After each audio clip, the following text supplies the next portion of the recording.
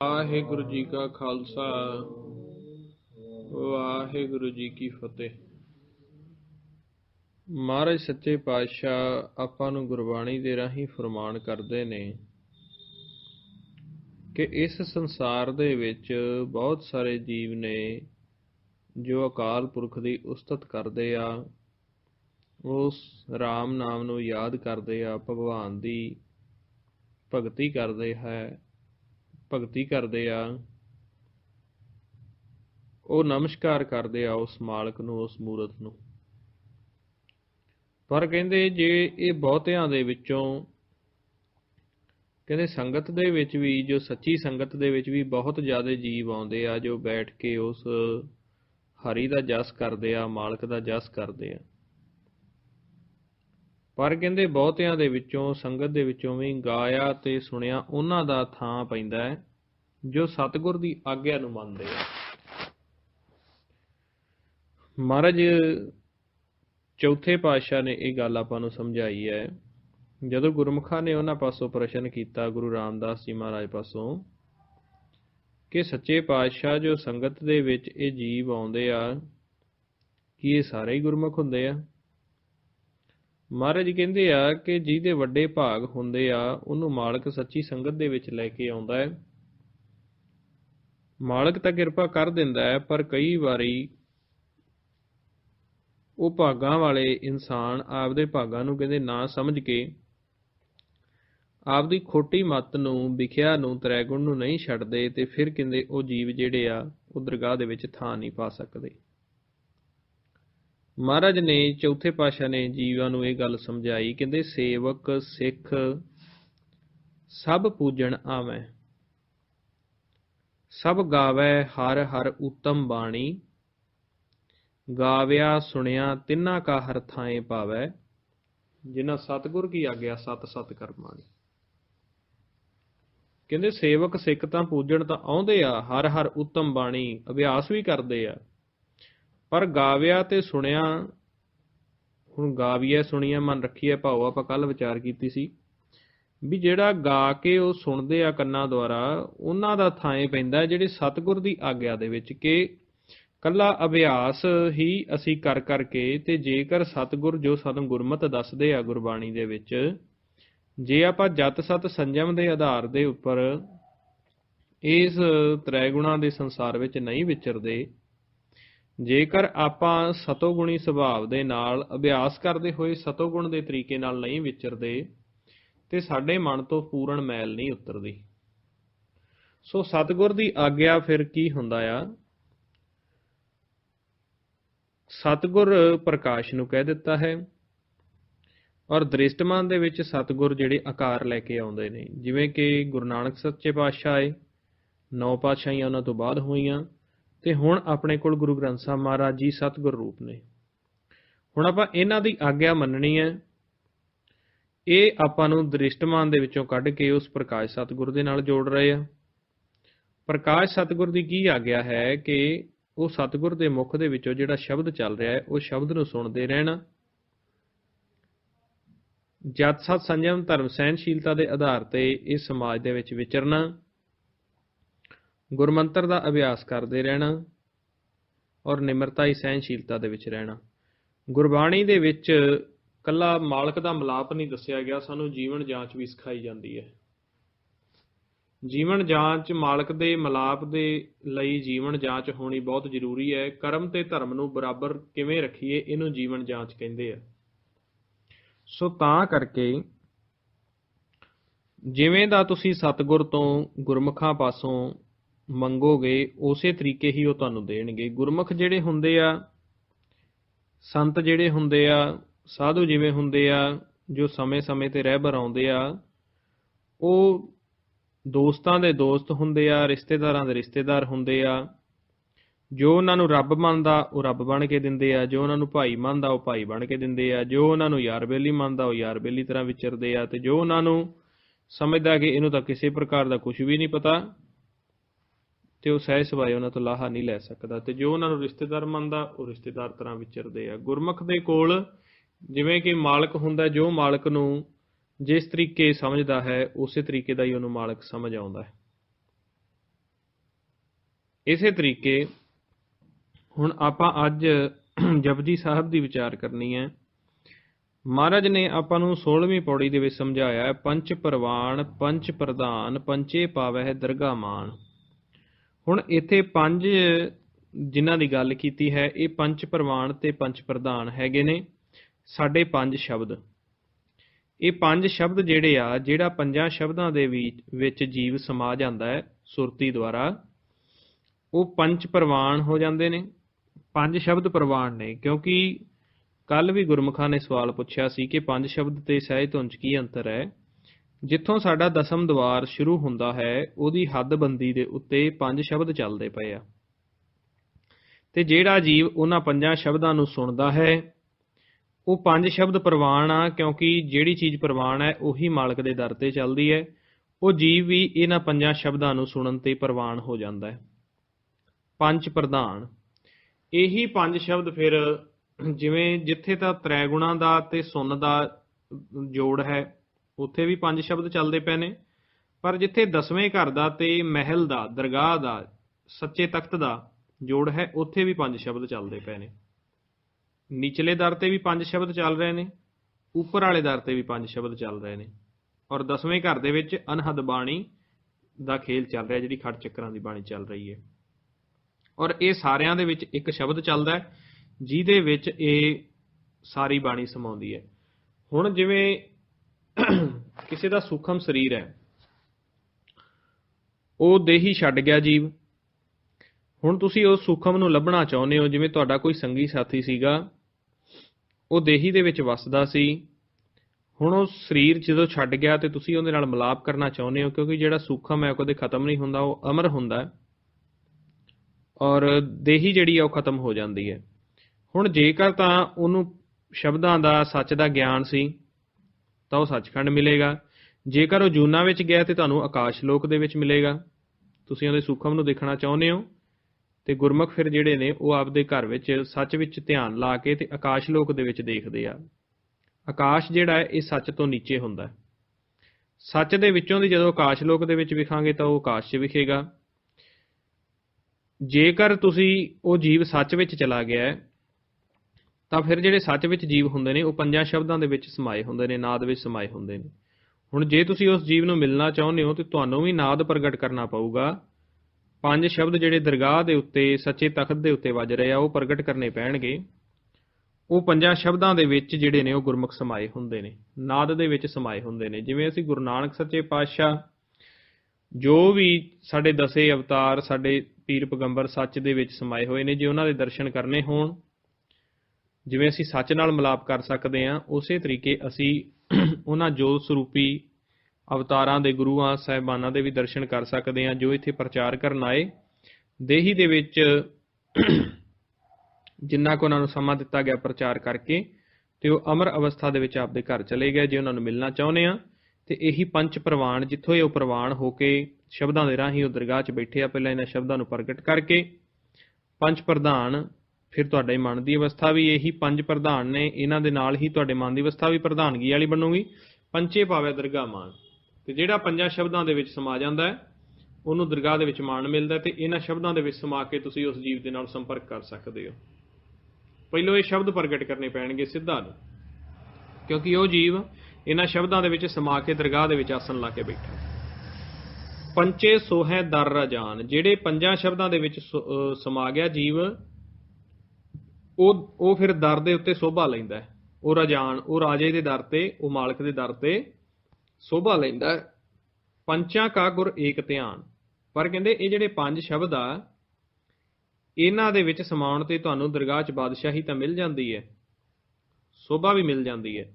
ਪੰਜਾਂ ਸ਼ਬਦਾਂ ਦੀ ਤਾਕਤ ਦੇ ਨਾਲ ਤੁਸੀਂ ਪੰਜਾਂ ਨੂੰ ਵੀ ਵਸ ਕਰ ਲੈਂਦੇ ਹੋ। ਇੱਧਰਲੇ ਪੰਜ ਕਾਮ, ਕ੍ਰੋਧ, ਲੋਭ, ਹੰਕਾਰ ਉਦੋਂ ਵਸ ਹੁੰਦੇ ਆ ਜਦੋਂ ਅੰਦਰ ਤੁਸੀਂ ਪੰਜ ਸ਼ਬਦ ਜਿਹੜੇ ਪ੍ਰਗਟ ਕਰ ਲੈਂਦੇ ਹੋ। ਇਹ ਪੰਜਾਂ ਸ਼ਬਦਾਂ 'ਚ ਮਨ ਸਮਾਉਂਦਾ, ਫਿਰ ਮਨ ਦੀ ਤਾਕਤ ਬਣਦੀ ਹੈ, ਫਿਰ ਇਹ ਪੰਜ ਜਿਹੜੇ ਨੇ ਕਾਮ, ਕ੍ਰੋਧ, ਲੋਭ, ਹੰਕਾਰ ਵਸ ਹੁੰਦੇ ਨੇ। ਉਵੇਂ ਅਦਰਵਾਈਜ਼ ਇਹ ਵਸ ਨਹੀਂ ਹੁੰਦੇ। ਜਿੰਨੀ ਦੇਰ ਤੱਕ ਸਾਡੀ ਸੁਰਤ ਜਿਹੜੀ ਹੈ ਉਹ ਪੰਜਾਂ ਸ਼ਬਦਾਂ ਦੇ ਵਿੱਚ ਨਹੀਂ ਸਮਾਉਂਦੀ, ਸਾਡੇ ਮਨ ਦਾ ਬਲ ਨਹੀਂ ਬਣਦਾ। ਮਨ ਜਿਹੜਾ ਡਿੱਗਦਾ ਹੈ, ਡੋਲਦਾ ਹੈ, ਵਿਚਾਰ ਫੁਰਨੇ ਲੈਂਦਾ ਹੈ। ਸੋ ਪ੍ਰੈਕਟੀਕਲ ਕਰਕੇ ਉਹਦੇ ਵਿੱਚ ਸਮਾਉਣਾ ਹੁੰਦਾ। ਪਰ ਕਹਿੰਦੇ ਪੰਚਾਂ ਕਾ ਗੁਰ ਏਕ ਧਿਆਨ, ਇਹ ਇੱਕ ਗੁਰੂ ਦੇ ਵਿੱਚੋਂ ਨਿਕਲੇ ਆਏ ਪੰਜ ਜਿਹੜੇ ਸ਼ਬਦ ਆ, जिन्हां नूं दरगाह दे अगे प्रवानगी दित्ती है, वो एक गुरु किहड़ा है? सहज तुन नाद, पंचा का गुर एक ध्यान। वो ध्यान द्वारा तुसीं देखोगे ते कहंदे पंजां शब्दां नूं प्रवानगी तां है, पर इन्हां दा भी गुरु है। वो गुरु किहड़ा है? जिन्हों आपां सहज धुन नाद तूर कह दिंदे हां। जे को कहे करै विचार, करते के करनै नाही सुमार। कहंदे जिन्ना मर्जी तुसीं मालक दी विचार करी जाओ, अकथ दी विचार करी जाओ, पर तुसीं मालक दा भेत नहीं पा सकदे, क्योंकि मालक बेअंत है ते उहदी विचार भी बेअंत है। मालक दी विचार दा कोई भी अंत नहीं हैगा। गुरबाणी ਦੇ ਵਿੱਚ ਕੋਈ ਵੀ ਗੱਲ ਹੈ ਉਹ ਸੀਰੀਅਲ ਵਾਈਜ਼ ਨਹੀਂ ਚੱਲਦੀ, ਕਿਤੇ ਕੋਈ ਗੱਲ ਆ ਜਾਂਦੀ ਹੈ, ਕਿਤੇ ਕੋਈ ਗੱਲ ਆ ਜਾਂਦੀ ਹੈ। ਜਿਵੇਂ ਜਿਵੇਂ ਮਾਲਕ ਮੰਡਲਾਂ ਦੇ ਵਿੱਚੋਂ ਅਲਾਹੀ ਗੱਲਾਂ ਫੜਦੇ ਰਹੇ, ਕਿਸੇ ਗੱਲ ਦਾ ਕਿਤੇ ਟੌਪਿਕ ਚੱਲ ਜਾਂਦਾ, ਕਿਸੇ ਦਾ ਕਿਵੇਂ ਚੱਲ ਜਾਂਦਾ। ਸੀਰੀਅਲ ਵਾਈਜ਼ ਚੱਲੂਗੀ, ਪਰ ਉਹ ਮਨ ਦੀ ਨਾਮ ਦੀ ਇਹ ਨਹੀਂ ਪਤਾ ਦੋ ਪੰਕਤੀਆਂ ਮਨ ਦੀ ਅਵਸਥਾ ਤੇ ਚੱਲਦੀਆਂ ਨੇ, ਤੀਜੀ ਪੰਕਤੀ ਨਾਮ ਦੀ ਅਵਸਥਾ ਤੇ ਆ ਜਾਵੇ, ਤੇ ਚੌਥੀ ਸੱਚਖੰਡ ਦੀ ਅਵਸਥਾ ਤੇ ਆ ਜਾਵੇ, ਤੇ ਪੰਜਵੀਂ ਪੰਕਤੀ ਮਨਮੁਖ ਤੇ ਆ ਜਾਵੇ। ਸੋ ਇਸ ਕਰਕੇ जे को कह करे विचार, जे कहता जे कोई समझदा है कि मैं मालक दी विचार कर सकदा, पर कहंदे करते के करने ना ही सुमार। मालक दी बेअंतता दा भेत कोई भी नहीं पा सकिया, चाहे जिन्ने मर्जी अवतार होए ने, चाहे सतगुर होए ने, बस इन्ना भेत पा लैंदे ने कि वह बेअंत है, तू बेअंत कोई विरला जाने, पर यह नहीं पा सकते कि किन्ना क बेअंत है, किन्नी क उहदी पावर है, किन्नी क उहदी गिणती है। गिणती मिणती तो बाहर है मालक। फिर महाराज जी कहते ने धौल धर्म दया का पूत, संतोख थाप रखिया जिन सूत। हुण जिहड़ा कहंदे उदों जीव अज्ञानता वस कह दिंदे सी कि जिहड़ा एक बलद है उहदे ਸਿੰਘਾਂ ਦੇ सहारे ते धरती खड़ी है, और जदों बलद एक ਸਿੰਘ तो दूजे ਸਿੰਘ ते धरती नूं बदलदा है ते उदों भुचाल आउंदा है। महाराज जी कहंदे बलद जरूर है, पर ਉਹ ਇਹ ਜਿਹੜਾ 84 ਲੱਖ ਜੂਨ ਦੇ ਵਿੱਚ ਬਲਦ ਹੁੰਦਾ ਹੈ, ਉਹ ਬਲਦ ਨਹੀਂ, ਇੱਥੇ ਧਰਮ ਦਾ ਬਲਦ ਹੈ। ਜਿੰਨਾ ਚਿਰ ਇਸ ਧਰਤੀ ਦੇ ਉੱਤੇ, ਹੁਣ ਉਹ ਧਰਤੀ ਆ ਦ੍ਰਿਸ਼ਟਮਾਨ ਨਾ ਲਓ ਆਪਦੇ ਸਰੀਰ ਨੂੰ, ਕਿਉਂਕਿ ਸਾਰਾ ਬਾਹਰ ਦਾ ਨਕਸ਼ਾ ਹੈ ਸਾਡਾ ਸਰੀਰ ਹੈ। ਜਿਵੇਂ ਸਾਡੇ ਸਰੀਰ ਦੇ ਵਿੱਚ ਜਿੰਨਾ ਚਿਰ ਨਾਮ ਅਭਿਆਸ ਧਰਮ ਦਾ ਜ਼ੋਰ ਰਹਿੰਦਾ ਹੈ, ਸਤੋਗੁਣ ਦਾ ਜ਼ੋਰ ਰਹਿੰਦਾ ਹੈ, ਨਾਮ ਸ਼ਬਦ ਦਾ ਬਲ ਰਹਿੰਦਾ ਹੈ, ਅੰਮ੍ਰਿਤ ਰਸ ਦਾ ਬਲ ਰਹਿੰਦਾ ਹੈ, ਇਹ ਸਰੀਰ ਨੂੰ ਕਾਲ ਜਾਲ ਕਿਸੇ ਪ੍ਰਕਾਰ ਦਾ ਕੋਈ ਵੀ ਜੋ ਨਹੀਂ ਸਕਦਾ।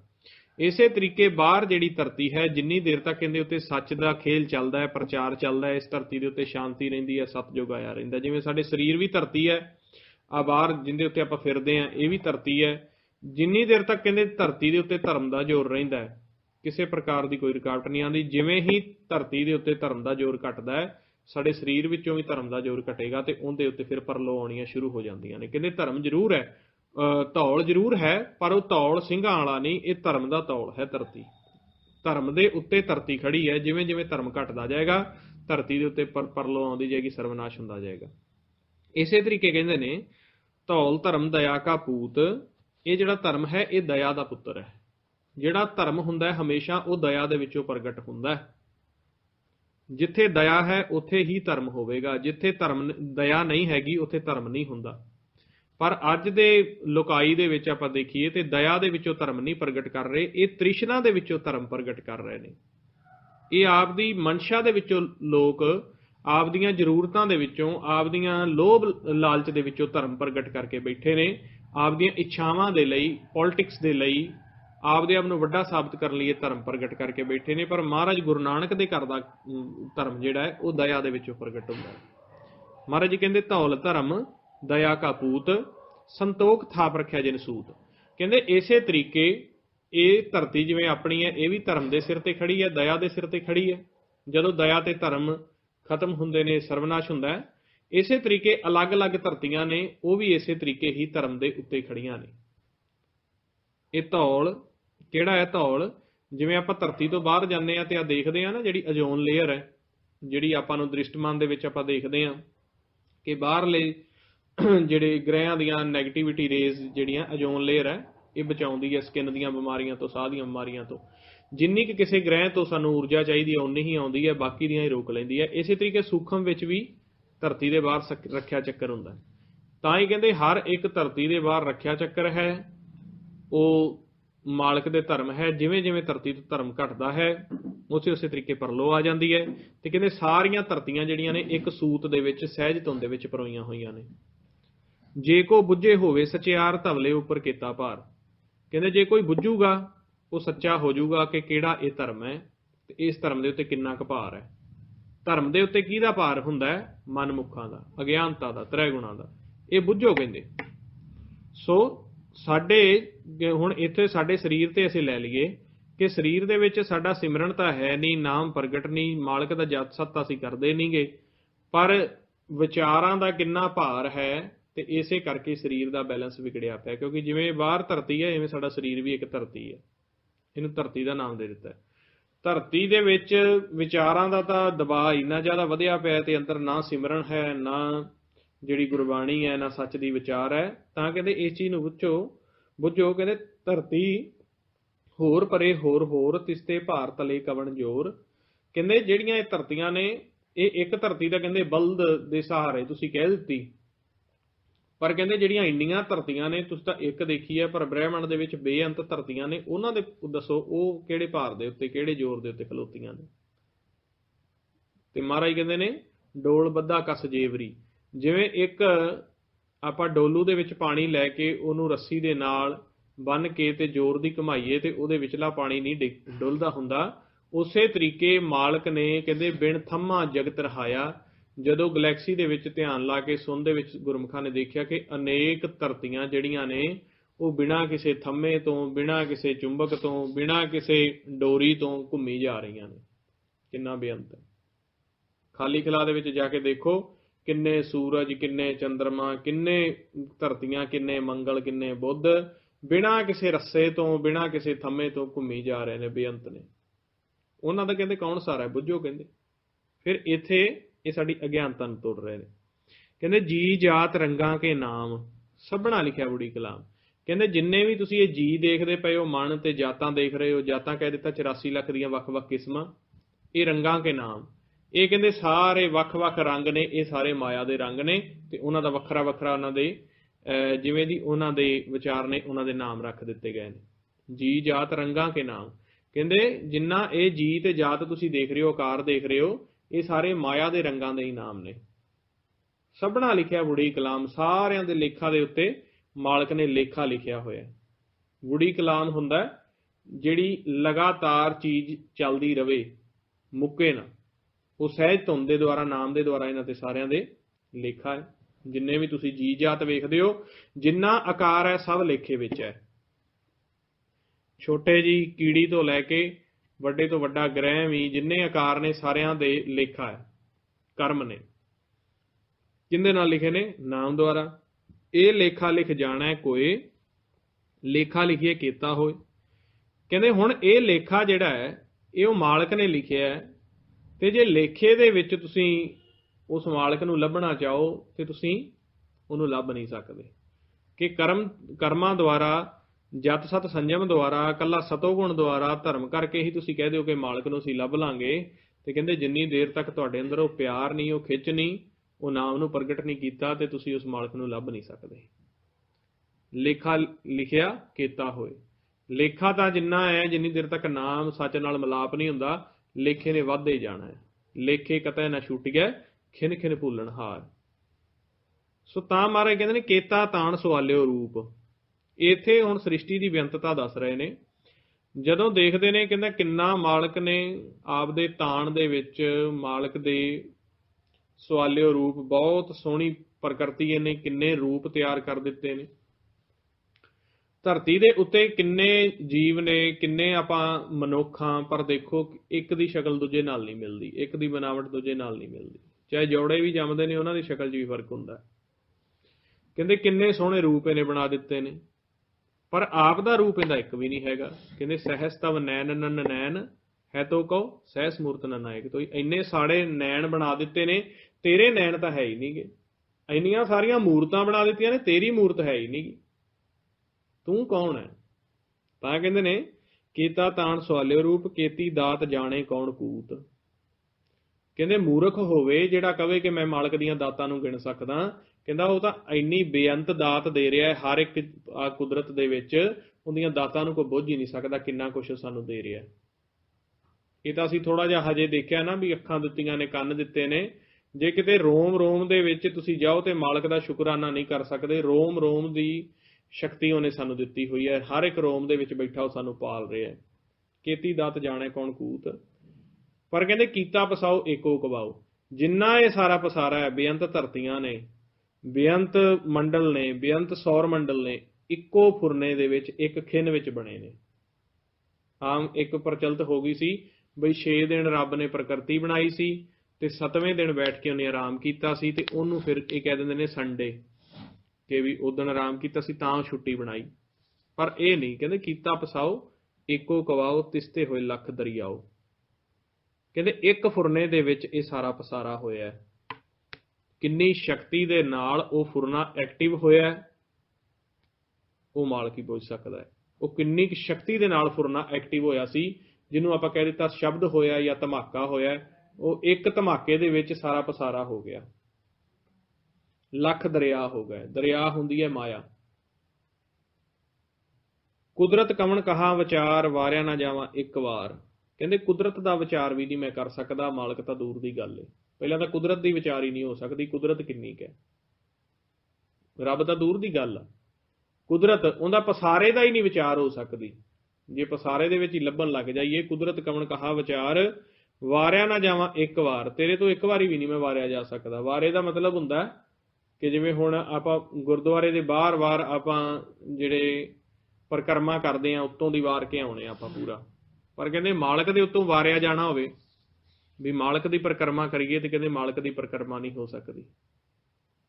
मालक कितना वड्डा है, घूमी जाओ खाली दे विच, परिक्रमा उहदी हो ही नहीं सकती। जो तुद भावे साई भली कर, बस यही तेरी परिक्रमा है, यही तेरे तो वारिया जाता है। जेड़ा तेरे हुक्म दे विच आ जाए, बस जो तुहानू भाउंदा है वही ठीक है जी, तू सदा सलामत निरंकार, क्योंकि है ही आप हो। फिर महाराज कहते ने असंख जप असंख भाओ। कहते ये ना समझो कि तुसी जाप करते हो, तुसी जपदे पे हो, पता नहीं असंखां की गिणती दे विच मन ने असंख करोड़ तो अरब खरब तो भी उत्ते टप गए, असंख जप करी जाते हैं, असंख उनके प्यार दे विच फिरी जाते हैं। इस सुन मंडल दे विच बह के देखो किन्नियां सुरतियां जपदियां उन्होंने। असंख पूजा असंख तप ताओ, असंख की गिणती च पूजा हो रही है उस मालक की, असंख तप ताओ हो रहे हैं। असंख ग्रंथ मुख वेद पाठ, कहते ग्रंथ कोई एक नहीं हैगा, असंख ने, क्योंकि ये तो सारियां धरतियां का लेवल दसते पे ने गुरु नानक साहब, एक धरती की उस्तत नहीं करते पे। असंख जोग मन रहे उदास, असंख ही जोग करी जाते हैं, उदास फिरी जाते हैं, मालक नहीं मिलता पाया। असंख भगत गुण ज्ञान विचार, असंख भगत ने आउंदे जिहड़े सच दे विच समा के उहदे ज्ञान दी उहदे गुणां दी विचार करी जाते हैं। एक नहीं गुरमुख हुंदा, पता नहीं किन्ने क भगत ने। असंख सती असंख दातार, असंख सूर मूह पखसार, असंख सती होए खड़े ने, असंख दातार बने हुए ने कि मनमुख भी आपदे आप नूं दातां वंडी जा रहे हैं। असंख सूर मूह पखसार, असंख जिहड़े ने वो 84 ਲੱਖ जून दे विच फिरी जाते हैं, मंदे कर्म करी जाते हैं। असंख मोन लिव लाए तार, पता नहीं किन्ने क मोनी हो गए ने। कुदरत कवन कहा, कहते की कुदरत की विचार करोगे, किन्नियां धरतियां ने, किन्ने इत्थे जप हुंदे पे ने, किन्ने तप हुंदे पे ने, किन्ना इत्थे ज्ञान चलदा पे, किन्ने क भगत ने। कहते ये तो बहुत वड्डा है। वारिया ने जावां एक वार, जो तुद भावे साई भली कर, तू सदा सलामत निरंकार। असंख मूर्ख अंध कोर, असंख चोर हराम खोर। कहते असंख की तादाद दे विच ते मूर्ख ने, असंख की तादाद दे विच अंधकोर ने। ये जिहड़ी उपरली अवस्था आपां नूं कही है ना, इत्थे दो पौड़ियां ने, इन्हां विच भेद है। असंख जप असंख भाओ, असंख पूजा असंख तप ताओ।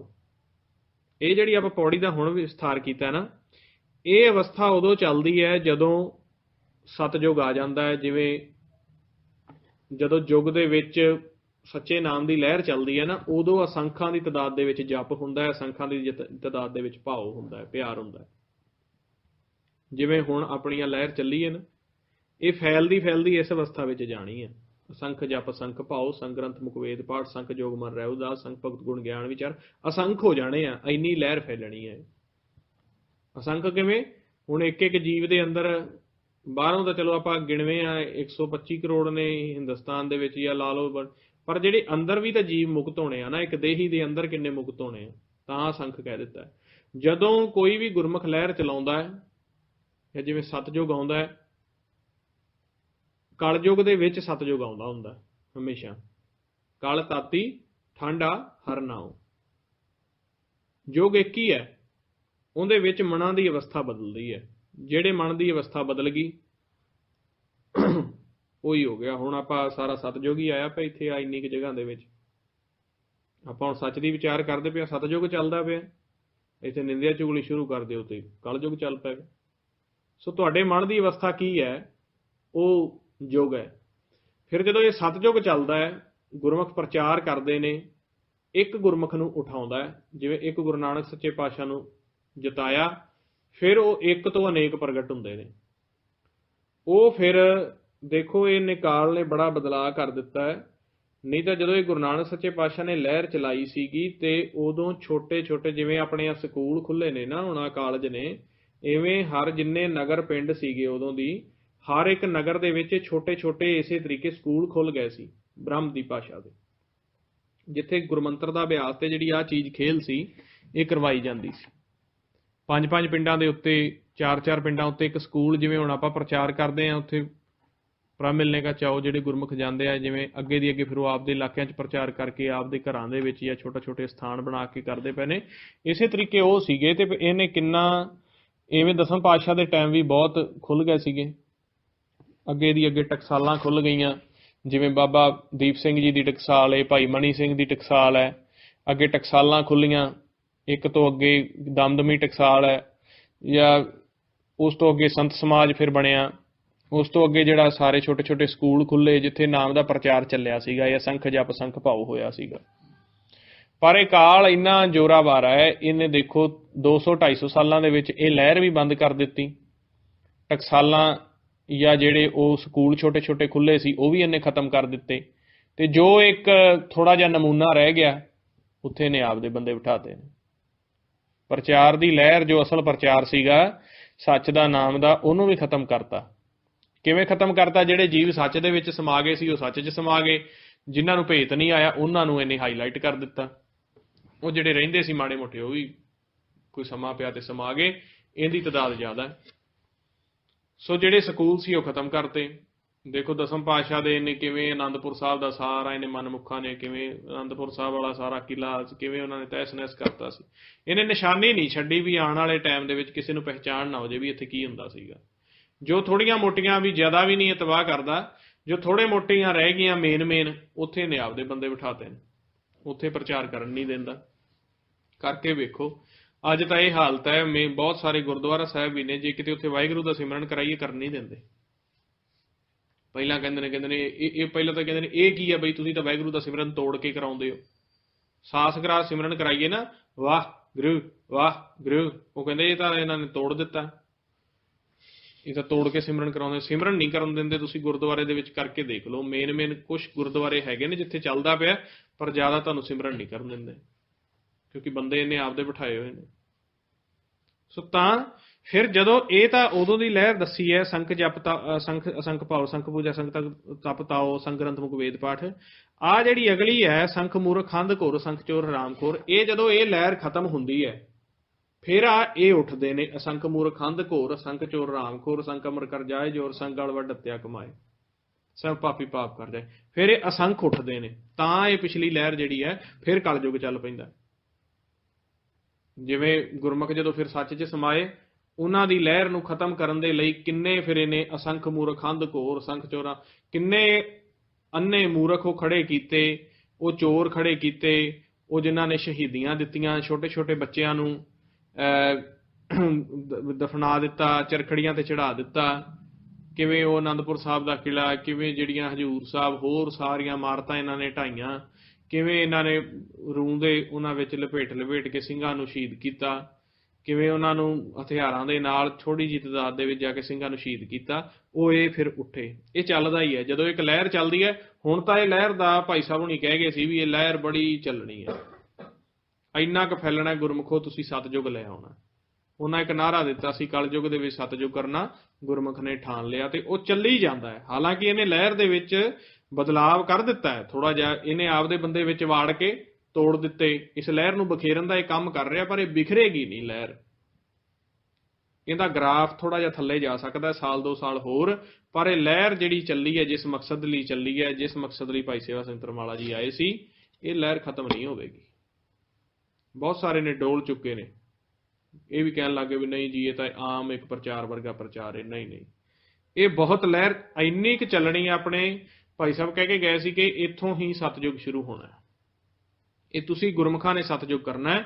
ਆਹ ਜਿਹੜੀ ਅਵਸਥਾ ਇਹ ਲੈ ਕੇ ਆਉਣੀ ਹੈ, ਜਿਹਨੂੰ ਮਹਾਰਾਜ ਨੇ ਕਿਹਾ ਸੀਗਾ, ਪੰਚਮ ਪਾਤਸ਼ਾਹ ਨੇ ਵੀ ਕਿਹਾ ਸੀਗਾ, ਕਈ ਕੋਟ ਨਾਮ ਰਸ ਪੀਵੇਂ ਅਮਰ ਭਏ ਸਦ ਸਦ ਹੀ ਜੀਵੇਂ, ਕਈ ਕੋਟ ਵੇਦ ਕੇ ਸਰੋਤੇ। ਇਹ ਉਹ ਕਈ ਕੋਟ ਹੁਣ ਆਪਾਂ ਨਿਕਲਣਾ ਸਾਰਿਆਂ ਨੇ। ਸੋ ਇਹ ਲਹਿਰ ਚੱਲਦੀ ਪਈ ਹੈ, ਇਹ ਖਤਮ ਨਹੀਂ ਹੋ ਸਕਦੀ। ਸੱਚ ਜਿਹੜਾ ਹੁੰਦਾ ਹੈ ਉਹਦੇ ਵੱਧੋ ਵੱਧ ਕਾਲ ਗੋਡੇ ਲਵਾ ਦਿੰਦਾ ਹੈ, ਪਰ ਸੱਚ ਖਤਮ ਨਹੀਂ ਹੁੰਦਾ। ਸੱਚ ਨੂੰ ਪਰੇਸ਼ਾਨ ਕੀਤਾ ਜਾ ਸਕਦਾ, ਸੱਚ ਖਤਮ ਨਹੀਂ ਹੁੰਦਾ।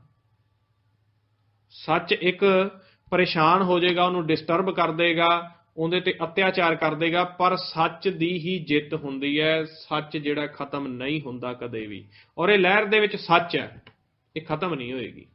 ਝੂਠ ਦੀਆਂ ਲਹਿਰਾਂ ਖਤਮ ਕਰਨੀਆਂ ਨੇ ਇਸ ਲਹਿਰ ਨੇ। ਇਸੇ ਨਾਮ ਦੇ ਅਭਿਆਸ ਨੇ, ਜਾਪ ਨੇ, ਚਾਹੇ ਕਿੰਨੇ ਵੀ ਇਹਦੇ ਅਨਾੜੀ ਅਸੰਤ ਉੱਠ ਜਾਣ, ਇਹ ਲਹਿਰ ਨੂੰ ਡਿਸਟਰਬ ਕਰਨਾ ਚਾਹਵੇ, ਪਰ ਇਹ ਲਹਿਰ ਖਤਮ ਨਹੀਂ ਹੋਣੀ। ਇਹ ਲਹਿਰ ਦਾ ਗ੍ਰਾਫ ਬਹੁਤ ਹਾਈ ਆਉਣ ਵਾਲੇ ਸਮੇਂ ਦੇ ਵਿੱਚ ਜਾਊਗਾ। ਇੰਨੇ ਕੁ ਗੁਰਮੁਖ ਜਿਨ੍ਹਾਂ ਨੂੰ ਸੋਝੀ ਆ ਕੇ ਇਹਦੇ ਨਾਲ ਇੱਕਦਮ ਜੁੜਨੇ ਆ, ਇੱਕਦਮ ਨਾਮ ਸ਼ਬਦ ਜਿਹੜੇ ਅੱਗੇ ਵੀ ਬਹੁਤ ਆ, ਜਿਹੜੇ ਗੁਰਮੁਖ ਆਉਂਦੇ ਪਏ ਨੇ ਨਵੇਂ ਬੱਚੇ, ਬਹੁਤ ਇਹਨਾਂ ਦੇ ਵੱਡੇ ਭਾਗ ਨੇ, ਪਿੱਛੋਂ ਇਹਨਾਂ ਦਾ ਬੜਾ ਸ਼ਬਦ ਦਾ ਬਲ ਆਉਂਦਾ ਪਿਆ। ਤੇ ਇਹ ਛੋਟੇ ਛੋਟੇ ਬੱਚਿਆਂ ਦੇ 2-2 3-3 ਸਾਲ ਦੇ ਬੱਚਿਆਂ ਦਾ ਸ਼ਬਦ ਪਿੱਛੋਂ ਹੀ ਪ੍ਰਗਟ ਆਉਂਦਾ ਪਿਆ। ਸੋ ਕੁਝ ਬੱਚੇ ਕਾਫੀ ਨਵੇਂ ਆ ਰਹੇ ਨੇ, ਕੁਛ ਇਹ ਪੁਰਾਣੇ ਜਿਹੜੀ ਆਪਣੀ ਮੈਜੋਰਟੀ 'ਚ ਨੇ, ਕੁਛ ਚਲੋ ਓਲਡ ਦੇ ਵਿੱਚ ਹੋ ਗਏ ਨੇ। ਸੋ ਇੰਨਾ ਕਿ ਬਲ ਜੁੜਦਾ ਪਿਆ। ਤੇ ਆਮ ਇਹਦਾ ਦੇਖੋ, ਆਮ ਅੱਜ ਕੱਲ੍ਹ ਸਤੋਗੁਣੀ ਲਹਿਰਾਂ ਵੀ ਬਹੁਤ ਚੱਲ ਗਈਆਂ ਨੇ, ਕਾਫੀ ਇੱਧਰ ਹੁੰਦਾ ਜਾਂਦਾ ਹੈ, ਜੋ ਪ੍ਰਚਾਰ ਦਾ ਜਿਹੜਾ ਦਿਨੋਂ ਦਿਨ ਵੱਧਦਾ ਜਾਂਦਾ ਹੈ। ਜੋ 10 ਸਾਲ ਪਹਿਲਾਂ ਸੀ, ਉਹ ਅੱਜ ਦੇਖੋ ਕਿੰਨਾ ਪ੍ਰਚਾਰ ਵੱਧ ਗਿਆ। ਘਰ ਘਰ ਦੇ ਵਿੱਚ ਗੁਰਬਾਣੀ, ਘਰ ਘਰ ਦੇ ਵਿੱਚ ਇੰਟਰਨੈਟ ਦੇ ਰਾਹੀਂ ਕਥਾ, ਘਰ ਘਰ ਦੇ ਵਿੱਚ ਗੁਰਮੰਤਰ ਦਾ ਅਭਿਆਸ ਚੱਲ ਪਿਆ। ਪਰ ਇਹਨੂੰ ਤੋੜਨ ਦੇ ਲਈ ਨਾਲ ਪਾਪ ਵੀ ਉਹਨਾਂ ਵਧਿਆ। ਪਰ ਇੱਕ ਵਾਰੀ ਤਾਂ ਹੁਣੇ ਸਤਜੁਗ ਹੀ ਆਉਣਾ, ਜਿਹੜਾ ਕਹਿੰਦੇ ਨਾ ਖੋਜ ਕੇਂਦਰ ਬਣਨਾ, ਵਾਕਿਆ ਬਣਨਾ। ਉਹ ਆਪਾਂ ਇੱਕ ਦਿਨ ਲੱਗ ਕਰਾਂਗੇ ਕਿਵੇਂ ਬਣੇਗਾ। ਫਿਰ ਕਹਿੰਦੇ ਸੰਖ ਪਾਪੀ ਪਾਪ ਕਰ ਜਾਏ, ਸੰਖ ਕੂੜਿਆਰ ਕੂੜੇ ਫਿਰਾਏ, ਸੰਖ ਮਲੇਸ਼ ਮਲ ਭਾਖਾਏ। ਇਹ ਫਿਰ ਜਦੋਂ ਸੱਚ ਦੀ ਲਹਿਰ ਨੂੰ ਖਤਮ ਕਰਦਾ, ਫਿਰ ਅਸੰਖਾਂ ਦੀ ਤਦਾਦ ਦੇ ਵਿੱਚ ਇਹ ਜੀਵ ਉੱਠਦੇ ਨੇ, ਜਿਹੜੇ ਫਿਰ ਪਰਲੋ ਦਾ ਕਾਰਨ ਬਣਦੇ ਨੇ। ਨਾ ਅਸੰਖ ਨਿੰਦਕ ਸਿਰ ਘਰੈ ਪਰ, ਅਸੰਖ ਨਿੰਦਿਆ ਕਰਦੇ ਨੇ ਤਾਂ ਕਿ ਫਿਰ ਪਾਪ ਦਾ ਬੇੜਾ ਉੱਤੇ। ਪਰ ਹਜੇ ਨਹੀਂ, ਉਹ ਇਹਨੂੰ ਹਜੇ ਬੜਾ ਸਮਾਂ ਪਿਆ ਜਦੋਂ ਇਹ ਅਵਸਥਾ ਬਣਨੀ ਹੈ। ਤਾਂ ਕਹਿੰਦੇ ਜੋ ਤੁਧ ਭਾਵੇ ਸਾਈ ਪਲੀਕਾਰ, ਤੂੰ ਸਦਾ ਸਲਾਮਤ ਨਿਰੰਕਾਰ। ਫਿਰ ਮਹਾਰਾਜ ਕਹਿੰਦੇ ਪਏ ਨੇ ਅਸੰਖ ਨਾਮ ਅਸੰਖ ਥਾਮ। ਕਹਿੰਦੇ ਇਹ ਨਾ ਸੋਚਿਓ ਕਿ ਵਾਹਿਗੁਰੂ ਸ਼ਬਦ ਹੀ ਹੈ, ਜਾਂ ਰਾਮ ਸ਼ਬਦ ਹੀ ਹੈ, ਜਾਂ ਹਰੀ ਸ਼ਬਦ ਹੈ, ਜਾਂ ਅੱਲਾ ਸ਼ਬਦ ਹੈ। ਅਸੰਖ ਹੀ ਮਾਲਕ ਦੇ ਨਾਮ ਨੇ ਜੋ ਜਪੇ ਜਾ ਰਹੇ ਨੇ। ਅਸੰਖ ਥਾਮ, ਕਈ ਧਰਤੀਆਂ ਦੇ ਉੱਤੇ ਜਪੇ ਜਾ ਰਹੇ ਨੇ। ਹੁਣ ਆਪਣੀ ਧਰਤੀ ਤੇ ਹੀ ਦੇਖ ਲਓ, ਵਾਹਿਗੁਰੂ ਰਾਮ ਹਰੀ ਅੱਲਾ ਕਿੰਨਾ ਕੁਛ ਹੈ, ਪਰ ਕਹਿੰਦੇ ਅਸੰਖ ਨਾਮ ਨੇ ਮਾਲਕ ਦੇ ਜਪੇ ਜਾ ਰਹੇ ਨੇ, ਤੇ ਅਸੰਖ ਥਾਮ ਨੇ। ਉਹ ਤਾਂ ਨਾਮ ਇੱਕ ਹੀ ਹੈ, ਸਾਰੀਆਂ ਧਰਤੀਆਂ ਤੇ ਇੱਕ ਚੱਲਦਾ, ਪਰ ਜੋ ਭਾਸ਼ਾ ਵਿੱਚ ਹੈ ਉਹ ਬਹੁਤ ਨੇ। ਜਿਵੇਂ ਭਗਤਾਂ ਨੂੰ ਪਿਆਰ ਆਇਆ, ਭਾਸ਼ਾ 'ਚ ਸ਼ਬਦ ਪ੍ਰਗਟ ਕੀਤਾ, ਜਪਣ ਲੱਗ ਪਿਆ। ਅਗੰਮ ਅਗੰਮ ਅਸੰਖ ਲੋਏ। ਅਗੰਮ ਤੋਂ ਅਗੰਮ ਹੈ, ਇਹ ਪਰੇ ਤੋਂ ਪਰੇ ਹੈ। ਪਤਾ ਨਹੀਂ ਕਿੰਨੀਆਂ ਕਹਿੰਦੇ ਗਲੈਕਸੀਜ਼ ਨੇ। ਵੀ 500 ਸਾਲ ਪਹਿਲਾਂ ਗੱਲ ਕਰਦੇ ਪਏ ਨੇ, ਇਹਨਾਂ ਨੂੰ ਤਾਂ ਅਜੇ ਇੰਨੀ ਖੋਜ ਪਤਾ ਹੀ ਨਹੀਂ ਲੱਗੀ। ਤਾਂ ਹੀ ਤਾਂ ਟੀਕਾ ਉਹਨਾਂ ਪੜ੍ਹ ਲਿਆ, ਉਹ ਮਹਾਰਾਜ ਲੈ ਗਏ ਉੱਥੇ। ਆਦੇ ਇਹਨਾਂ ਨੂੰ ਕਿਵੇਂ ਪਤਾ ਲੱਗਾ, ਇਹਨਾਂ ਕੋਲ ਕਿਹੜੀ ਟੈਲੀਸਕੋਪ ਸੀ ਵੀ ਇੰਨੇ ਗ੍ਰਹਿ ਨੇ। ਇਹ ਪਹਿਲਾਂ ਦੱਸੀ ਜਾਂਦੇ ਨੇ, ਉਹ ਨਾਮ ਦਾ ਟੈਲੀਸਕੋਪ ਸੀ ਉਹਨਾਂ ਕੋਲ। ਆਪਾਂ ਸ਼ਬਦ ਦੇ ਨਾਲ ਉਹ ਸੰਪਰਕ ਤੋੜ ਲਿਆ, ਤੇ ਇਹ ਪੁਰਜਿਆਂ ਦੇ ਰਾਹੀਂ ਸੰਪਰਕ ਬਣਾ ਕੇ ਤੇ ਉਹ ਧਵਲ ਦੇ ਵਿੱਚ ਸੈਟੇਲਾਈਟ ਫਿੱਟ ਕਰਕੇ ਤੇ ਗੱਲਾਂ ਕਰੀ ਜਾ ਰਹੇ ਨੇ। ਹੁਣ ਇੱਥੋਂ ਗੱਲ, ਜਿਵੇਂ ਭਾਈ ਸਾਹਿਬ ਆਪਾਂ ਨੂੰ ਸਮਝਾ ਗਏ ਸੀ, ਫੋਨ ਤੇ ਆਪਾਂ ਪਹਿਲਾਂ ਗੱਲ ਕਰਦੇ ਹਾਂ, ਪਹਿਲਾਂ ਸੈਟੇਲਾਈਟ ਤੇ ਜਾਂਦੀ ਹੈ, ਸੈਟੇਲਾਈਟ ਤੋਂ ਫਿਰ ਜਿਹੜੇ ਜੀਵ ਨੂੰ ਆਪਾਂ ਫੋਨ ਲਾਇਆ ਉੱਥੇ ਜਾਂਦੀ ਹੈ।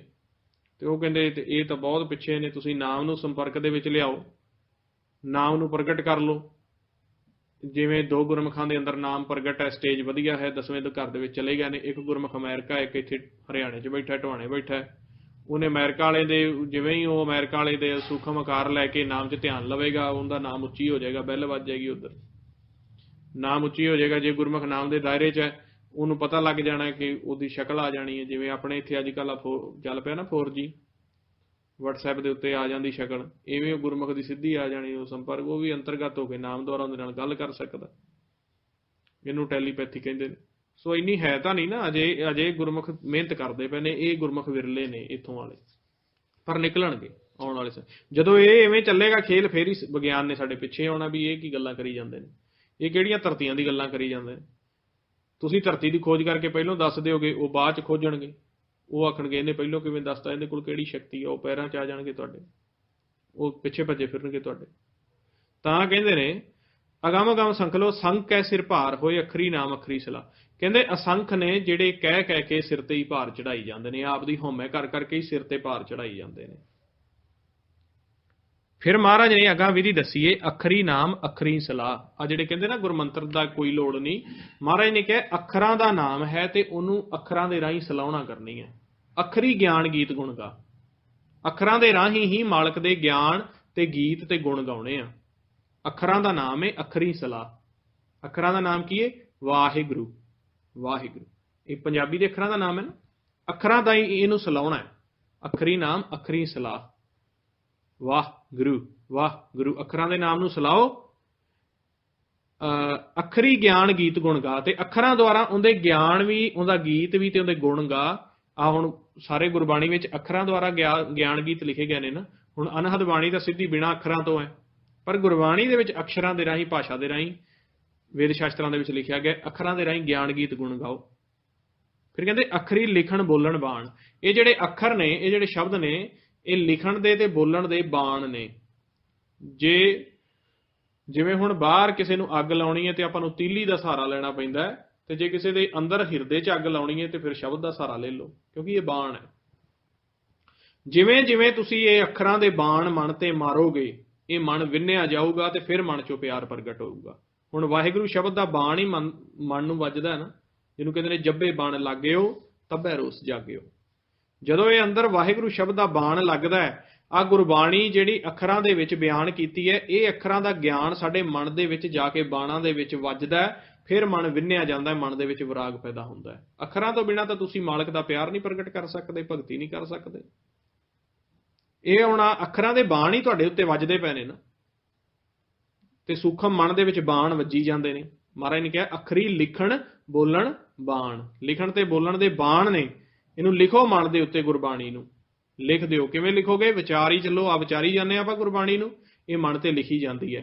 ਇਹ ਬਾਣ ਵੱਜਦੇ ਪਏ ਨੇ, ਵਿੰਨਿਆ ਗਿਆ ਮਨ ਤੇ ਸੱਚ ਦੀ ਭਗਤੀ ਕਰਨਾ ਸ਼ੁਰੂ ਕਰ ਦਿੰਦਾ। ਅੱਖਰਾਂ ਸਿਰ ਸੰਜੋਗ ਵਿਖਾਣ, ਕਹਿੰਦੇ ਇਹਨਾਂ ਅੱਖਰਾਂ ਦੇ ਰਾਹੀਂ ਹੀ ਤੁਹਾਡੇ ਸਿਰ ਦੇ ਉੱਤੇ ਸੰਜੋਗ ਲਿਖੇ ਹੋਏ ਨੇ। ठीक है ना जी, ये अखरां दे ही संजोग लिखे ने साडे उत्ते, भाषा विच लिखे हुए ने साडी विच। जिन्हों महाराज कहंदे ने सिर के लेख ना पढ़े ए आना। मनमुख जिहड़ा वो आपदे लेख नहीं पढ़ सकदा, गुरमुख आपदे लेख पढ़दे ने। की लिखिया मेरे मस्तक ते? मस्तक होवे लिखिया हर सिमर प्राणी। तां कहंदे अखरी नाम अखरी सलाह, अखरी ज्ञान गीत गुण गा, अखरी लिखण बोलण बाण, अखरा सिर संजोग विखाण। सिर ते जिहड़े संजोग ने, संजोग ते विजोग है शरीर दे नाल कीता, अखरां दे राहीं कीता। जिन्हें लिखे ते सिर ना है, पर कहते जिन्हें लिखे ने उनका कोई संजोग नहीं हैगा। माया ने लिखे ने, उनके सिर ते कोई संजोग नहीं। जिन्हें ये लिखे ने, जेड़े ललारी ने, जेड़े कलम ने, माया ने लिखे ने, पर माया ने किहदी मर्जी नाल लिखे ने? कहते जे फुरमाए तिम तिम पाए। जिवें मालक ने कहा उवें माया ने लिखिया, क्योंकि माया दासी है ना मालक दी। माया ने ही तो सारा पसारा तैयार किया। माया एक मालक दे विचों प्रगट हुई शक्ति है, जिन्होंने महाराज ने कहा सीगा खेल प्रगट की जाए। फिर उन्हें संजोग लिख दिते, पर जेड़ा मालक जिन्हें लिखाए ने उनका कोई संजोग नहीं, वो कोई लेखे च नहीं हैगा। जे फरमाए ते भाई जेता कीता तेता नाम, जिन्ना भी पसारा है नाम द्वारा है, शब्द द्वारा। विण नावे नाही को थाऊ, ऐसा ही कोई भी जगह नहीं जिथे नाम नहीं चलता पे। फिर कहते कुदरत कवन कहा विचार, की विचार करिए कहते कुदरती। इन्ना तो पसारा दस के फिर भी कहते पे ने भी ये कुछ दस नहीं सकिया मैं, इन्ना पसारा। वारिया ना जावा एक बार, एक वारी भी तेरी परिक्रमा नहीं हो सकती, तेरे तो वारिया नहीं मैं जा सकता, तेरे च समा सकदा, तेनू बुझ नहीं सकता भी तू किन्ना क वड्डा। जो तुद भावे सारी कर, तू सदा सलामत निरंकार। करो फिर अभ्यास थोड़ा जा, फिर एक अखीरी पौड़ी की विचार करांगे। हाँ करो शुरू जी। वाहिगुरू वाहिगुरू वाहिगुरू वाहिगुरू वाहिगुरू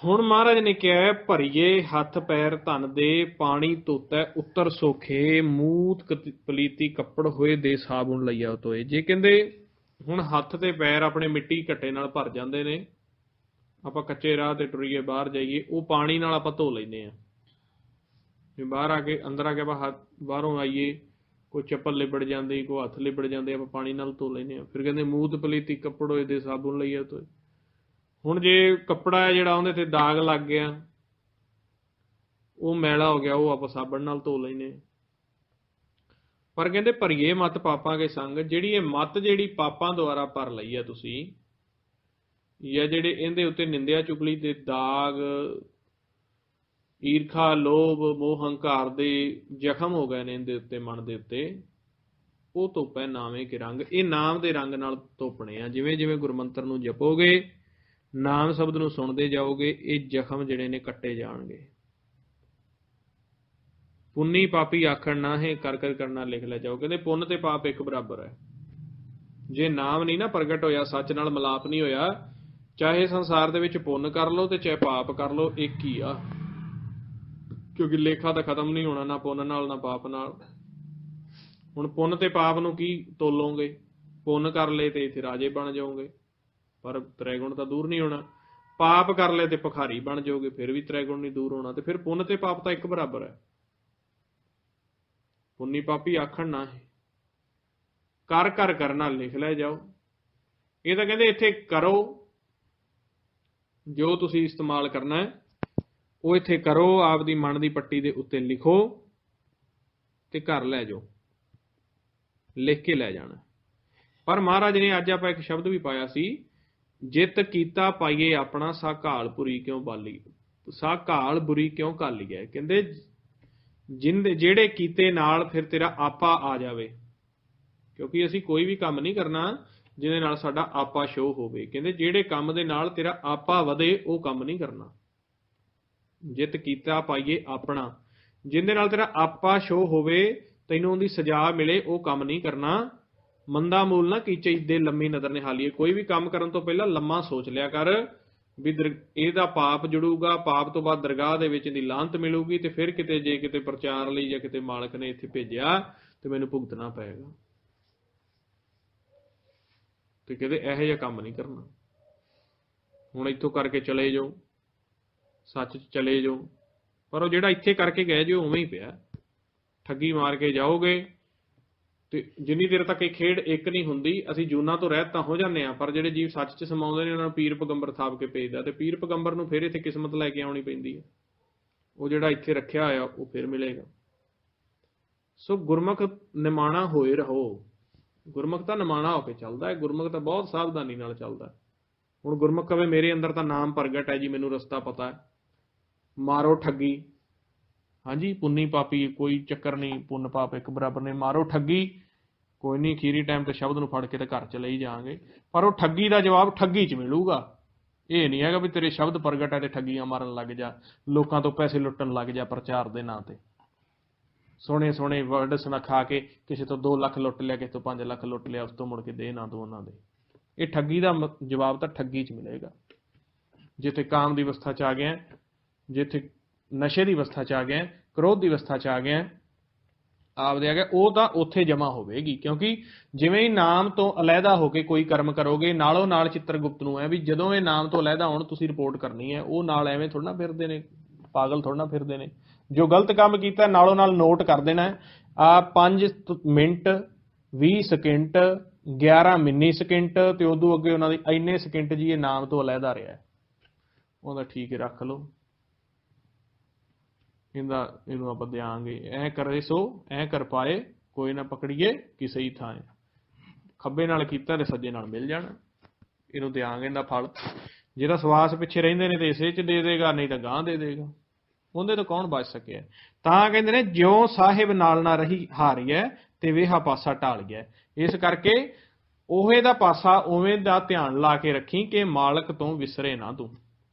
ਇੱਕ ਸ਼ਬਦ ਪ੍ਰਗਟ ਹੋ ਜਾਣਾ, ਉਹਦੇ ਵਿੱਚ ਫਿਰ ਧਿਆਨ ਲਾ ਕੇ ਸੱਚ ਦੇ ਵਿੱਚ ਸਮਾ ਕੇ ਰਹਿਣਾ ਹੁੰਦਾ ਹੈ। ਇੱਥੇ ਦੁਬਿਧਾ ਨਹੀਂ ਕ੍ਰੀਏਟ ਕਰਨੀ ਹੁੰਦੀ।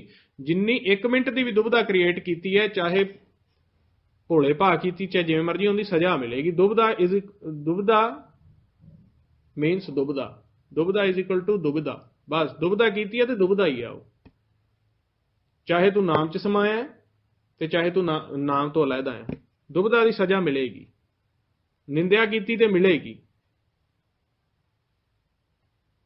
मिलेगी किवें मिलेगी? वो धर्मराज नूं आर्डर दिओ सजा, धर्मराज तुसीं दे सजाए। ये तो नहीं भी हुण मेरे अमृत रस आंदा है तो मैं जे मर्जी चोरी कर ला, डाका मार ला, कोई नहीं आपां नाम च ध्यान ला देंगे, डाका मार, खीर टाइम तो आपां नूं पता ही भी अनहद बाणी चला के ध्यान निकल जाना है, तो वो डाके का हिसाब डाके नाल देना पैना। हिसाब उवें ही चलूगा, पर तुहानूं रस्ता दस दिता है भी आ नाम का रस्ता है, घर आउणा चाहुंदे हो इत्थे आ जाओ, ते डाका मारोगे डाके की सजा डाके नाल है, नाम की वडियाई नाम नाल है। सो तां कहंदे ने पुन्नी पापी आखना है, कर कर करना लिख लै जाओ। इत्थे कोई वड्डी गल नहीं हैगी, पाप का भी समझा दिता है, पुन्न का भी समझा दिता है। जो लिख के मन के उत्ते लियाएगा उनके मुताबिक तैनूं तेरा फैसला दे दिता जाएगा। आपे बीज आपे ही खाओ, ये तो तू बीजना है तो तू ही खाना है। मैं तो तेनों संतां दे राही, सतगुर दे राही, संगत दे राही ज्ञान दे दिता है, तू की बीजना चाहना है तो की खाना चाहना है। संतां ने समझा दिता है, जे एक मिनट लई भी नाम तो सच तो अतीत होके कर्म करोगे, वो लेखा है, उनका फल मिलेगा। चाहे पुण्य कीता पुण्य के मुताबिक, पाप कीता पाप के मुताबिक।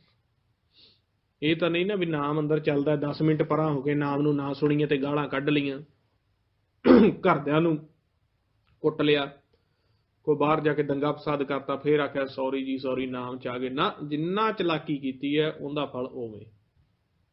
सो बच के रहना, ताही कहने जत सत संयम तो बहुत जरूरी है। दुनिया में तुहानूं जत सत संयम धर्म सहनशीलता ने बचाउणा है, ते दरगाह दे विच नाम ने बचाउणा है। सो नमाणा गुरमुख नमाणा होए रहो, नीचा अंदर नीच जात नीची हूं अत नीच। क्यों मालिक ने फिर क्यों नहीं कहता भी तेरे अंदर तो नाम प्रगट है, जो तू मर्जी कर लै? कहते नहीं, नाम प्रगट है पर विचरी हुण इस हिसाब नाल भी उधर भी लेखा ना तेरा आ जाए, बड़ा प्यार नाल तू रहना है।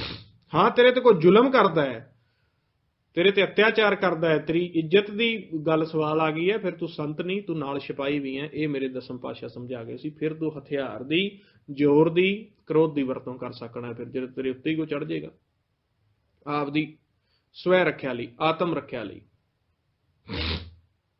आपदे परिवार दी, किसी जो किसी को गरीब दी, किसी कोई मजलूम की रख्या वास्ते फिर तू शस्त्र चुक सकना है। शस्त्रन के अधीन है राज, फिर तू कर सकता कार्रवाई। उवें नहीं भी किते कवे मैं हुण मैं तो मैनूं भेत आ गया जी, हुण मैं गुंडागर्दी करांगा, ना ना, वो तो फिर अलहदा हो गया। आदि साडे शब्द चलते, रस चलते, हुण जो मर्जी करिए, जो मर्जी नहीं, फिर भी हुक्म च रहना पैना है। हुक्म दो ने, एक त्रै गुणा का हुक्म है, वो की है भी सहज जत सत संयम धर्म सहनशीलता के आधार पर रवो। एक हुक्म है नाम का, दो परवाने ने, दोनों परवानिਆਂ के मुताबिक चलना है। कर्म भी सहन दे सहज दे नाल करना है, ते नाम नूं भी जे कर्म सहज नाल करोगे तो नाम सुनेगा, ते जे कर्म करते पे हो तमोगुण के आधार पर काम करो लोगे तो फिर तां ही तां नाम नहीं सुनता। सहज नाल करो कर्म। तां कहंदे आपे बीज आपे ही खाओ, नानक हुक्मी आओ जाओ। आपे बीजना आपे खाना, हुक्म दे विच ही तुसीं आउणा जाना बनाना है। हुक्म तो आकी हो जाओगे, फिर जमा दे राही आओ जाओगे। हुक्म दे विच नाम दे विच रहोगे ते शब्द दे राही आओ जाओगे। सो ये तुसीं वेखना। सो अज दी कथा इत्थे समाप्त है। 21ਵੀਂ पौड़ी तो फिर अगले एतवार तो आपां शुरुआत करांगे। बुधवार हो गया अज, चलो इस बारी 3 दिन कथा हुई है। बाकी चलो कल 10 पौड़ियां की विचार हो गई सी, 20 पौड़ियां की विचार हो गई है, तो अगे रह गई 18 पौड़ियां एक शब्द। वो 4 दिनों के आपां अगे समाप्ति कर लांगे, महाराज ने किरपा की तां। सो ऐतवार तो फिर आप जी विचार करनी है, उन्ने दिन कोई सवाल जवाब हो ग्रुप च पाओ। वाधू दियां वीडियो, ये प्रचार, जिहड़ा भी है जो किसी की घाट वाड़, ये सारा किसी प्रकार का कोई फोटो फाटो ये ना पाओ, नहीं तो फिर गुरमुख नालों नाल हुण रिमूव कर देंदे आ, फिर उत्थे थोड़ा महसूस हुंदा है।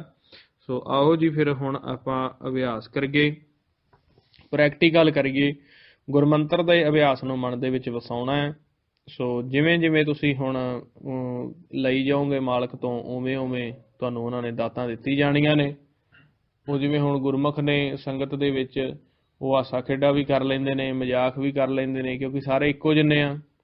ਬੜੇ ਪਿਆਰ ਵਾਲਾ ਗੁਰਮੁਖ ਹੈ, ਕੀਰਤਨ ਵੀ ਕਰਦਾ ਹੈ, ਸਿਮਰਨ ਵੀ ਕਰਦਾ ਹੈ, ਸੋਹਣੀ ਅਵਸਥਾ ਹੈ, ਸ਼ਬਦਾਂ ਦੇ ਵਿੱਚ ਵੀ ਅਵਸਥਾ ਹੈ। ਠੀਕ ਹੈ, ਮੈਨੂੰ ਕੱਲ ਹਾਸੇ ਮਜ਼ਾਕ ਦੇ ਵਿੱਚ ਕਹਿੰਦਾ ਜੀ ਇੱਕ ਗੱਲ ਦੱਸੋ। ਮੈਂ ਦੱਸੋ ਜੀ। ਕਹਿੰਦਾ ਇੱਕ ਮੇਰਾ ਵੀ ਸਵਾਲ ਹੈ। ਮੈਂ ਦੱਸੋ ਫੋਨ ਕਰਕੇ। ਕਹਿੰਦਾ ਮੈਂ ਜਦੋਂ ਸੰਗਤ ਦੇ ਵਿੱਚੋਂ ਆਉਣਾ ਨਾ ਅਭਿਆਸ ਕਰਕੇ, ਤੇ ਮੈਨੂੰ ਕੁੱਤੇ ਮੇਰੇ ਪਿੱਛੇ ਪੈ ਜਾਂਦੇ ਨੇ, ਉਹ ਵਿਧੀ ਦੱਸੋ ਵੀ ਉੱਥੇ ਕੀ ਕਰੀਏ। ਤੇ ਮੈਂ ਕਿਹਾ ਕੁੱਤਿਆਂ ਦੇ ਦ੍ਰਿਸ਼ਟੀ ਮਾਰ ਦਿਆ ਕਰ ਭਾਈ। ਸੋ ਗੱਲ ਇਹ ਹੈ ਵੀ ਉਹ ਹਾਸੇ ਮਜ਼ਾਕ ਦੇ ਵਿੱਚ ਵੀ, ਕਿਉਂਕਿ ਕਈ ਗੁਰਮੁਖ ਨੂੰ ਅੱਜ ਯਾਰ ਦੋਸਤ ਮੰਨੋ, ਯਾਰ ਦੋਸਤਾਂ ਦੇ ਹਿਸਾਬ ਨਾਲ ਚੱਲ ਪੈਂਦੇ ਆ, ਤੇ ਆਪਾਂ ਕੋਈ ਨਹੀਂ। ਫਿਰ ਮੈਨੂੰ ਕਹਿੰਦਾ ਤੂੰ ਗੁੱਸਾ ਨਹੀਂ ਕਰ। ਮੈਂ ਗੁੱਸਾ ਕਾਹਦਾ ਕਰਨਾ।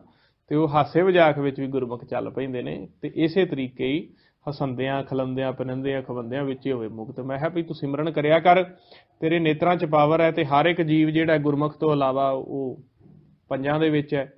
ਤੇ ਜੇ ਕੁੱਤਾ ਭੌਂਕਦਾ ਉਹ ਤ੍ਰਿਸ਼ਨਾ 'ਚ ਭੌਂਕਦਾ, ਲੋਭ 'ਚ ਭੌਂਕਦਾ, ਤੇ ਤੂੰ ਕੁੱਤੇ ਦੇ ਮਸਤਕ ਤੇ ਦ੍ਰਿਸ਼ਟੀ ਮਾਰ ਦੇ, ਉਹਦੇ ਪੰਜ ਪਿੱਛੇ ਹਟ ਜਾਣਗੇ, ਕੁੱਤਾ ਸਹਿਜ ਹੋ ਜਾਏਗਾ। ਬੜਾ ਹੱਸਿਆ। ਕਹਿੰਦਾ ਠੀਕ ਹੈ ਜੀ, ਹੁਣ ਮੈਂ ਕਰੂੰਗਾ। ਮੇਰੀ ਦ੍ਰਿਸ਼ਟੀ 'ਚ ਕਹਿੰਦਾ ਪਾਵਰ ਤਾਂ ਹੈ ਨਹੀਂ, ਮੈਂ 2 ਘੰਟੇ ਸਿਮਰਨ ਕਰਕੇ ਆਉਣਾ, ਪਾਵਰ ਆਪੇ ਬਣੀ ਹੁੰਦੀ ਆ। ਤੇ ਉਹ ਗੱਲ ਇਹ ਆ ਕਿ ਹਾਸਾ ਮਜ਼ਾਕ ਵੀ ਵਿੱਚੇ ਚੱਲਦਾ ਪੈਂਦਾ, ਸਾਰਾ ਹੱਸਦੇ ਖੇਡਦੇ ਐਵੇਂ ਹੀ ਆਪਾਂ ਸਾਰਿਆਂ ਨੇ ਰਲ ਮਿਲ ਕੇ ਨਿਕਲ ਜਾਣਾ। ਕਿਸੇ ਦਾ ਵੀ ਗੁੱਸਾ ਨਾ ਕਰਿਆ ਕਰੋ, ਸਾਰੇ ਹੀ ਸਹਿਜ ਵਿੱਚ ਹੁੰਦੇ ਨੇ, ਸਾਰੇ ਆਪਦੀ ਅਕਲ ਜਿੰਨੀ ਕੁ ਮਾਲਕ ਨੇ ਦਿੱਤੀ ਹੈ ਸੋਹਣਾ ਇਸਤੇਮਾਲ ਕਰੀ ਜਾਂਦੇ ਨੇ।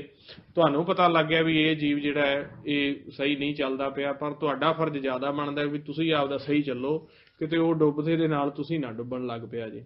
ਕਿਸੇ ਨੂੰ ਵੀ ਕੱਢਣ ਦੇ ਲਈ ਬੜੀ ਸਹਿਜ ਦੀ ਲੋੜ, ਪਿਆਰ ਦੀ ਲੋੜ ਹੁੰਦੀ ਹੈ। ਦਬਕਿਆਂ ਦੇ ਨਾਲ, ਕ੍ਰੋਧ ਦੇ ਨਾਲ ਕੋਈ ਨਹੀਂ ਨਿਕਲਦਾ। ਹਰ ਇੱਕ ਜੀਵ ਜਿਹੜਾ ਉਹ ਪਿਆਰ ਦੇ ਨਾਲ ਹੀ ਸਮਝਦਾ ਹੁੰਦਾ ਹੈ। ਪਿਆਰ ਨਾਲ ਹਰ ਇੱਕ ਨੂੰ ਸਮਝਾਓ, ਸਹਿਜ ਨਾਲ ਸਮਝਾਓ, ਉਹਦਾ ਮਨ ਵਿੰਨਿਆ ਜਾਂਦਾ ਹੈ।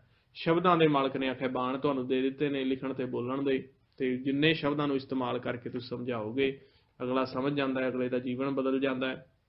ਕਿਸੇ ਦੀ ਆਪਾਂ ਘਾਟ ਨਹੀਂ ਕਰਨੀ, ਗਲਤ ਨਹੀਂ ਕਹਿਣਾ, ਸਹਿਜ 'ਚ ਰਹਿਣਾ, ਫਿਰ ਮਾਲਕ ਆਪੇ ਕਿਰਪਾ ਕਰਦੇ। ਥੋੜਾ ਜਿਹਾ ਅਭਿਆਸ ਕਰਕੇ ਫਿਰ ਆਪਾਂ ਸਮਾਪਤੀ ਕਰੀਏ। ਹਾਂਜੀ ਕਰੋ ਜੀ ਸ਼ੁਰੂ। ਵਾਹ।